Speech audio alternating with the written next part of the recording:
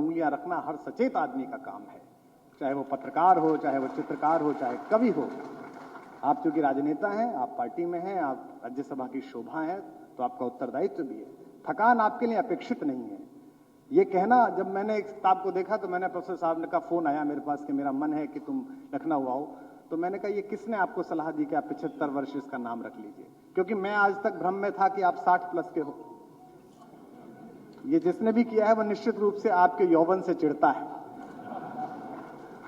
तो आप यही मान के चलिए कि आप अभी उतने ही युवा हैं जितने इस समाजवादी आंदोलन के प्रारंभ से आपकी भूमिका थी।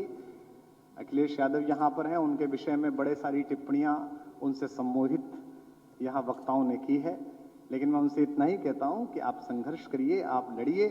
आपकी इस देश को भी जरूरत है, इस प्रदेश को भी जरूरत है।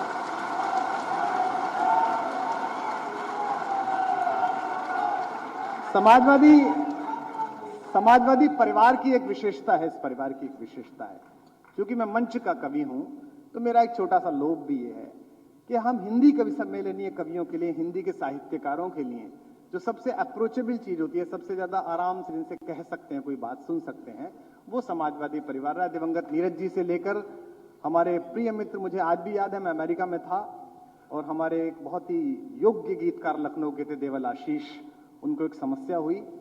आधी रात फोन करने पर, उस समय अखिलेश जी मुख्यमंत्री थे यहाँ पर, तुरंत व्यवस्था हुई, उनका उपचार हुआ, हमने बचा नहीं पाए। तो अक्सर लोग अपने हिसाब से, अपनी इच्छाओं के हिसाब से सोचते हैं कि भाई सामने अगर व्यक्ति है तो आराम से होगा।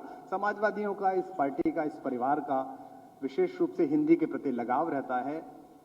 दो एक बात बोल के मैं अपनी बात को विराम दूंगा।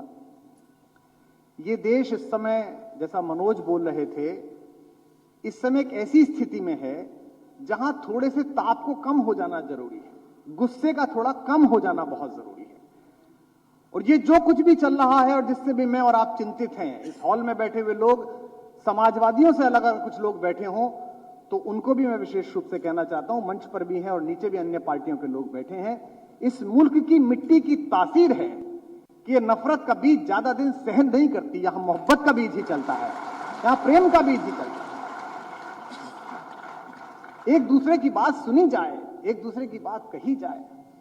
तुम ही तुम हो तो क्या तुम हो, हम ही हम हैं तो क्या हम हैं।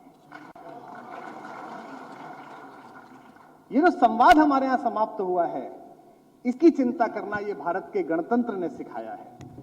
प्रोफेसर साहब की पुस्तक में मैंने देखा, विशेष रूप से ये मुझे पर्ची दी गई है और ये चूंकि प्रमोद तिवारी जी के लेटर पैड पर है, उनकी छोटी सी पर्ची पर है, जिसमें कहा गया 4 लाइन भी सुना देना। मैं राजनीति से बाहर आया हूं, पर इतना मूर्ख भी नहीं हूं कि बिना पेमेंट कुछ करूं।